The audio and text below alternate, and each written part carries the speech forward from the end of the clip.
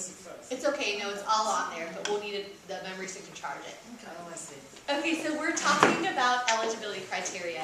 The big thing that I want you guys to take away from the adult criteria is that they have to be 18 years of age or older, and they don't, so long as they're not depressed, it doesn't matter what sort of symptoms they have, so long as they're not at the crisis level of depression, they can be included in the study. Some big questions that your colleagues asked was, what if there's more than one teenager in the family that can fit your criteria? Our message and your message to families should be, that's okay.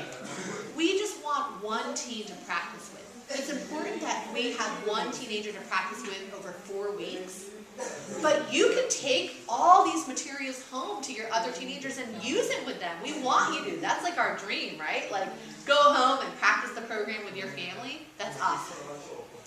And colleagues also ask at screening, and you guys will have to reinforce this message with families. You're like, well, there's more than one loving adult in the family that wants to participate in the program. And again, our message is, that's wonderful, but we still feel like there needs to be one adult that consistently practices with a teenager over 4 weeks. But if you wanted to take the materials home and teach your partner, or teach the aunt, or teach the uncle how to do this, and they want to also do these activities at home, we love that, right? But we just want one consistent pair from the family. One teenager and one parent to come to us. So your colleagues will have done the choosing. They choose those teenagers randomly, so it's fair for everyone. And they choose the adult randomly from the family, so it's fair for everyone. But ultimately, a consistent pair from the family, an adult and a teenager, comes to the program with you guys. Questions on that piece? So what if I like there are 2 teenagers and 2 caregivers that are interested? Yeah. So one can have one caregiver and another one, another parent. So we don't take more than one pair from a family, but at the screening stage, your colleagues will have randomly chosen one.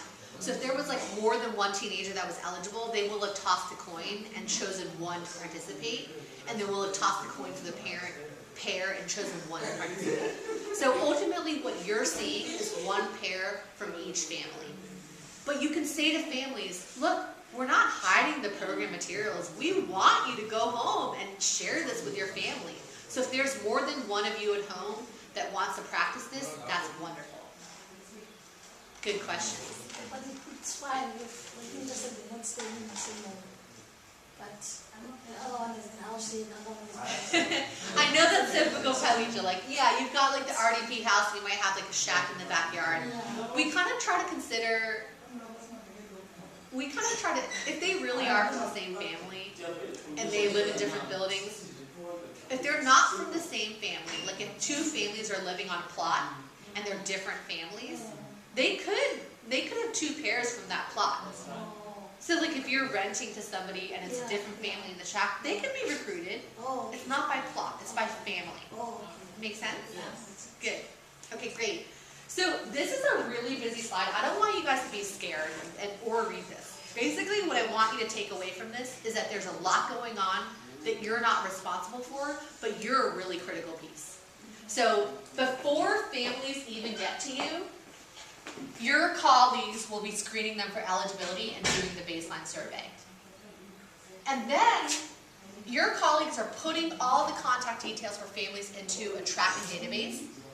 The first thing you're going to be doing is tapping into that tracking database and calling families and scheduling them to come for the program enrollment session. So the first contact you'll have with families is on the phone through the tracking database, and the second contact where you meet them in person for the first time is at program enrollment. Then you guys are only dealing with you're seeing all 880 families and you're randomizing them. So you're responsible for randomizing them into a control arm and into an intervention arm. And then after that, you're really delivering the intervention to those families, and then you're saying, bye, we're passing you back to our colleagues to do the surveys. So there's a lot going on, but you're in charge of the most critical pieces, which is greeting them, welcoming them to the program, randomizing them, and delivering the intervention. And then you pass them back to your colleagues. So what does that journey feel like if you're a family member? So this is their experience. So let's walk through this. So your colleagues are visiting them at the home, or at the youth center and recruiting them and doing baseline at those places. Then you guys are scheduling them to come to program enrollment. 880 families, you're scheduling them to come to program enrollment. And at program enrollment, you're randomizing those 880 families to a control arm or an intervention arm. And at that point, you say, bye-bye control arm families, I'll see you guys later, my colleagues will see you. But with the intervention families, what you're doing is you're delivering session 1 that same day, session 2, session 3, a family meeting, and then you're saying, bye guys, great job, our team will see you at the following visits. Does that make sense? So it's kind of the family experience of going through the program with us as a team, not just you guys, the entire team. So what exactly, just some of the information is repeated, but I think that's important. So what exactly is the Our Family, Our Future program trying to do? 2 goals.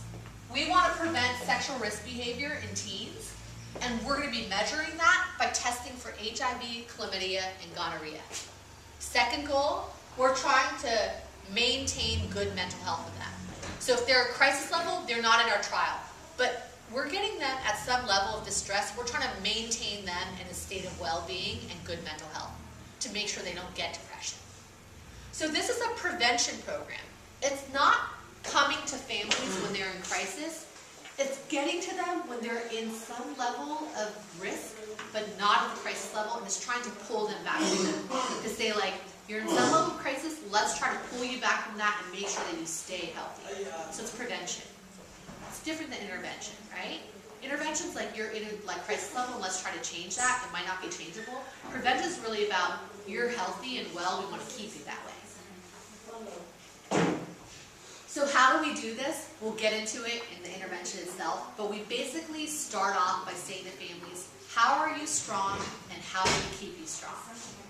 We ask families, how do you want to do this? It's not about us. How do you want to do this for your family? And we build skills. We talked about some of that. That's like communication, etc. Okay, so let's just go through this. It's prevention. What does the program look like? Each week we hold 3-hour sessions, once a week. And so the first session is a group session where families come for 3 hours. They come back the next week for the second session. They come back the week after for the third session. And in the fourth week, they have an individual family meeting, which isn't with other families. It's like tailored to their family. So that's what you guys are responsible for. Now, they don't have to come the same day every week. It doesn't have to be like Tuesday, Tuesday, Tuesday, Tuesday. It can be flexible based on their schedule. So that means that the group of families that you have will change. The mixture will change. Because the first week, maybe you have like you two come, and the second week, maybe you decide to come on a Wednesday and you come on a Tuesday. So there'll be different people in the group, and that's okay. As long as they do the same session. Exactly. So like as long as they're getting the sequence of sessions in that way, then that's great. I think a big question that you guys, and especially you, will have to work out with Lauren and Millicent is, do we want a makeup session? So let's just say that, like, do we want to have like a makeup day? So like, for example, let's say that week 1 happens, everyone comes. Week 2 happens, maybe one family couldn't make it any day that week. Do we want to reserve like one day in week 3 for a makeup session that we do so we can catch up? Like, how do we want to do that in a way that doesn't mess with the scheduling? So like, one idea is to have like a makeup day each week. That's like a Tuesday is a makeup day that you can like catch up if you needed to. But there can't be too many makeup days or else you don't have time to run the intervention, right? So I think you guys have to think about that. It's a big question that you all might want to write down and work out as you learn how the intervention takes place and think about how it's going to flow. Looks like it's a must. Yeah, it is. I think it might be, you know, we can talk, we can brainstorm that together, but I really feel like you guys have to make that decision. Okay, and then I think the other thing too, I think you will especially recognize this. 22 sessions is a lot. So the original intervention was really long, and families were like, we can't do that. Like, our lives are busy and crazy. We can't come for 13 sessions. So they said to us, we want fewer sessions, and more take-home activities. Because at least if you send us home with take-home activities, we're not losing the practice, and we get to do it at our own pace at home in the comfort of our house, like over dinner, or when I'm walking with my kids to school, they can do it their own way. So the balance that we struck when we adapted it for South Africa is we did away with a lot of sessions, and we put them into take-home activities. So the take-home activities, which we're going to look at, are really important to encourage them to do it. And a second big question that I'll have for you guys when we practice intervention is how do we incentivize them to do take-home activities? So one of the silly things that we did is we gave them little prizes when they showed us their take-home activity booklet the next session. We gave them stickers, we did stamps, and that really motivated them. It was kind of funny how much it motivated them, but we need to think about how we want to do that, and we need to purchase those. So is it smiley stickers? Is it fun stamps that where we can stamp their booklet? I don't know. Let's think about that. That's another big question for you guys. What do you think would motivate teens that doesn't necessarily cost money, but that's kind of a fun little prize for them? Okay, so this is what the content looks like. I don't want you guys to be too bogged down because we're actually going to do all this content together over the coming days together. But basically, week 1 focuses on their family's hopes and dreams. It starts to build their communication skills. It talks about using their community strengths, using the strengths of Mossy, what's going well in Mossy, and let's tap into that. Week 2, we dive into communication a little bit more, using communication to talk about things that they don't want to talk about, like mental health and relationships. We test their communication skills in tricky topics. We split parents and teens off into separate rooms so that parents can learn about teen puberty. Teens don't need to learn about puberty.